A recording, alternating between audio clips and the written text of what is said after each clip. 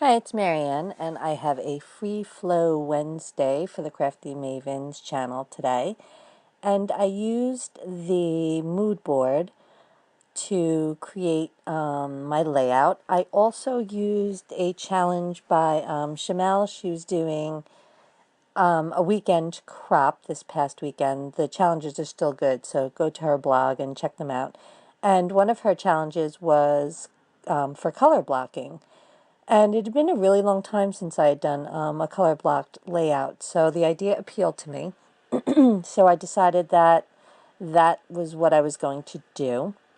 I started off with a black piece of cardstock that is going to be my background, and then I picked some papers that fit my color scheme, which is really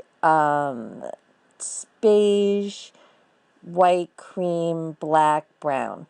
Really muted tones.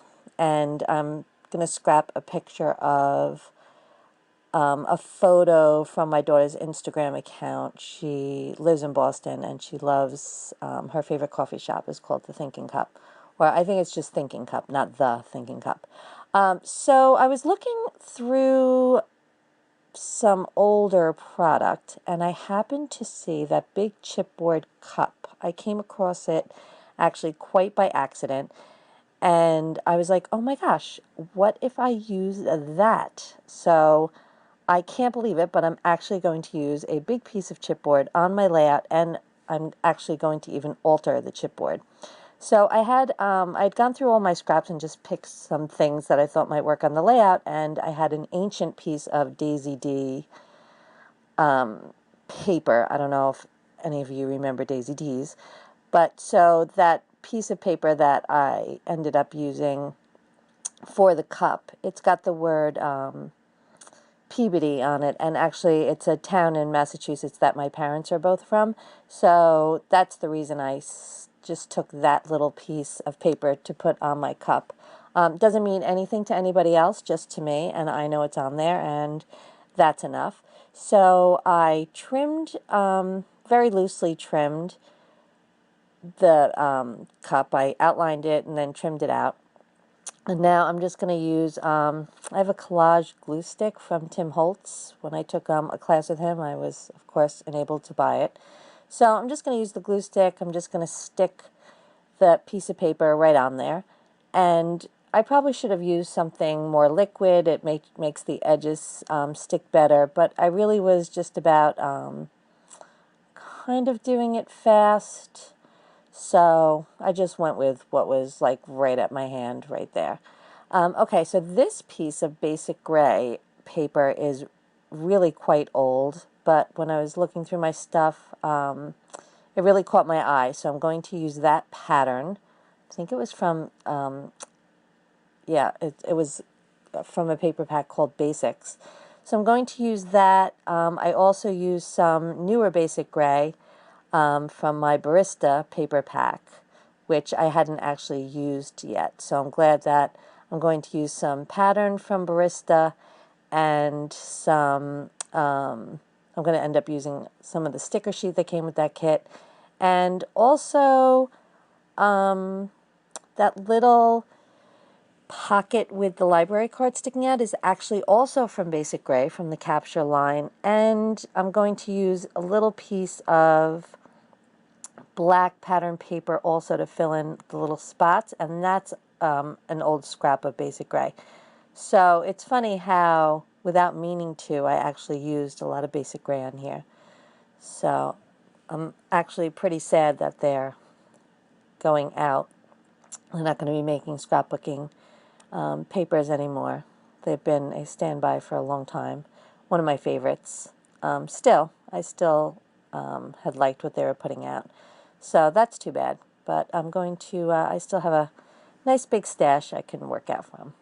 So color blocking, basically, I started with my photo, matted my photo, laid that down. And then what the idea is to fill in the rest of the page, leaving the same amount of space all the way around. So I wasn't too picky. That one long piece on the side from the Barista paper pack.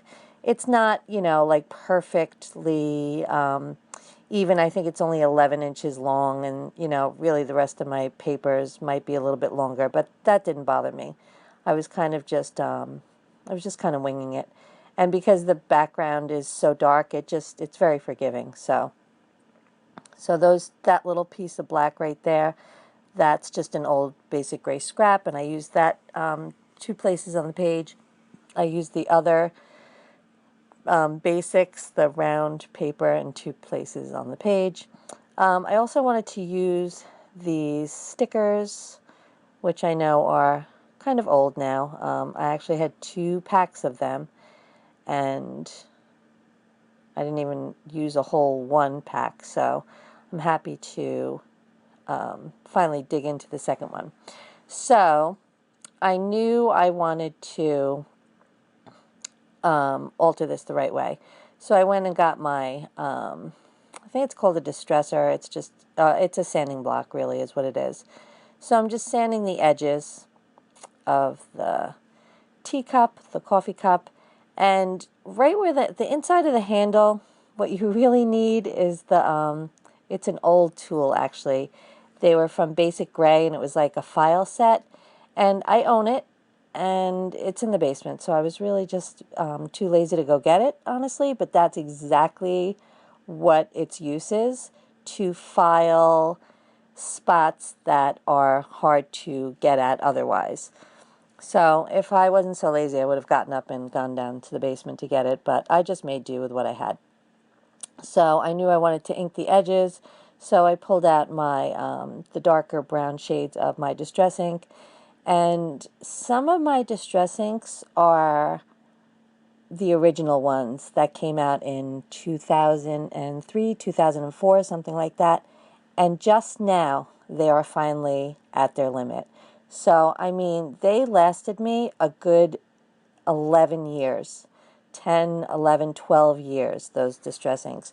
So I've, you know, bought the replacements lately, because you really can't ask for more than that. 10 good years out of an ink pad. So I'm tossing my old ones, and I bought replacement ones. You know, it's the ones that are like walnut stain, I think it's vintage photo, antique linen, so I finally had to replace those. And I think on this coffee cup I'm going to use vintage photo, and then I'm going to use some black soot on top of that. And just to make the edges stand out a little bit and make the coffee cup look a little bit older. And I did a combination of direct to paper and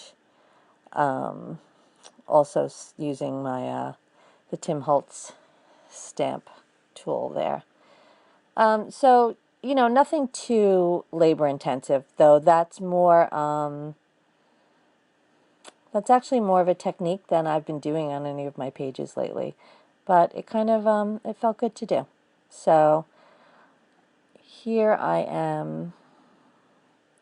So I really need to flatten those edges inside the coffee cup handle, so I really should have gone and gotten those tools. And if you have the tools and you're not sure what they were ever for, that's what they were for. It was like they came in a tube, and they were a bunch of files, and that's what you use them for. Hard to get to spots.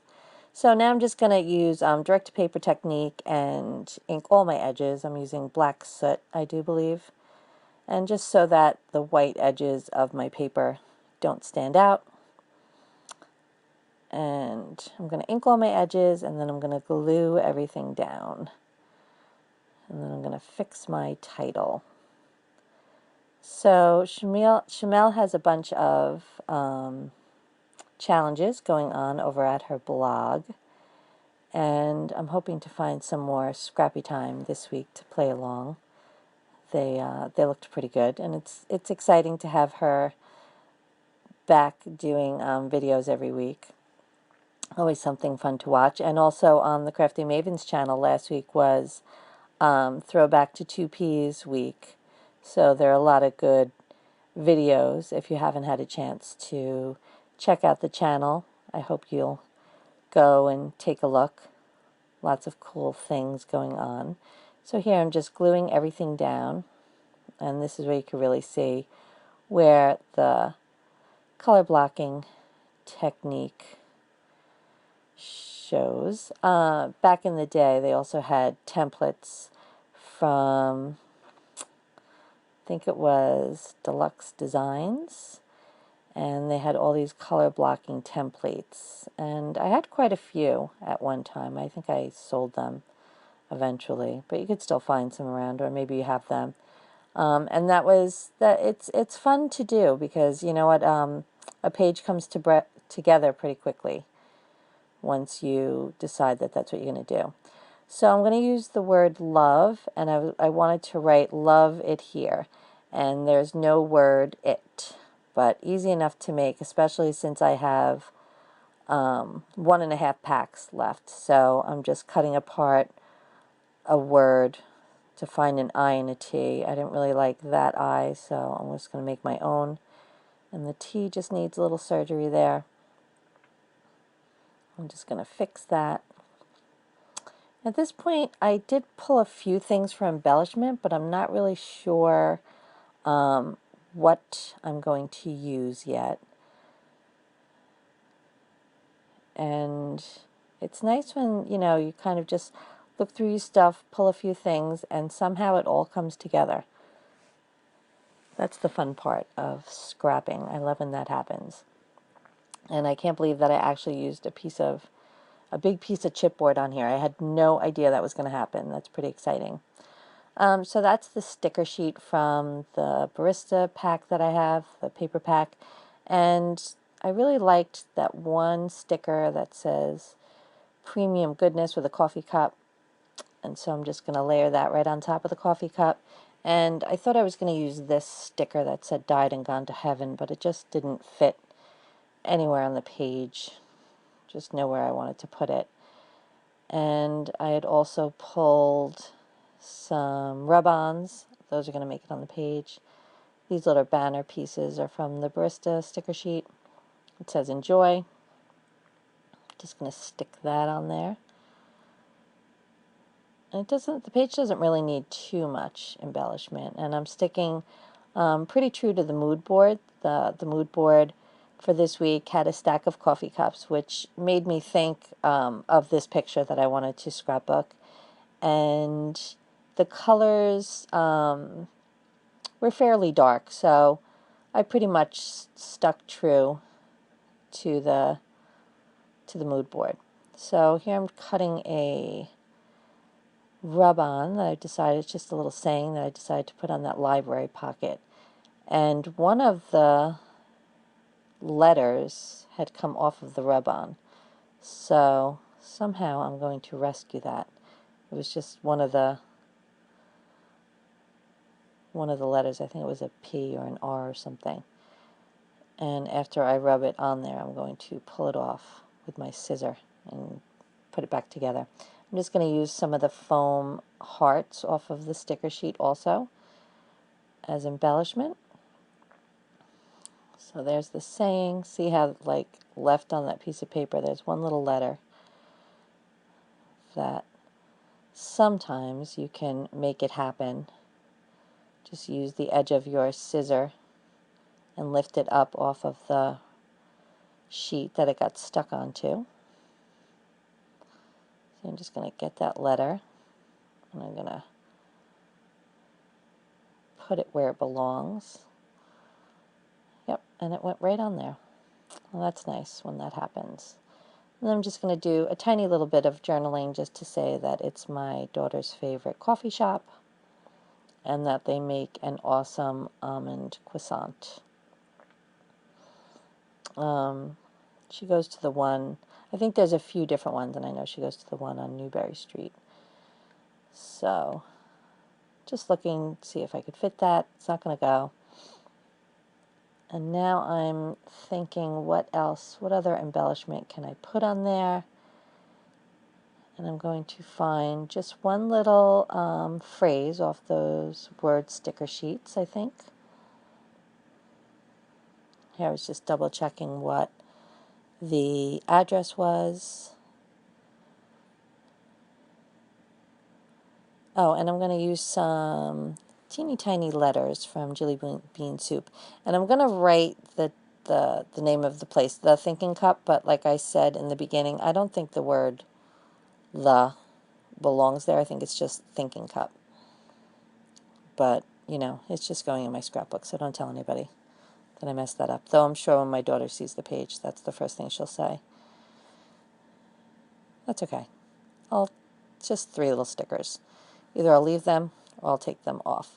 Also off camera at the end, I do finish off the page, of course, with some enamel dots.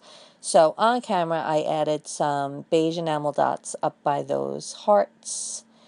But then, you know, and I thought my page was done. But then, you know, 5 minutes later, when I look at it again, I realized I want enamel dots in 2 more spots. So I put some black ones over by the word love and some black ones down by the word happy moments, so that I would have enamel dots in 3 spots.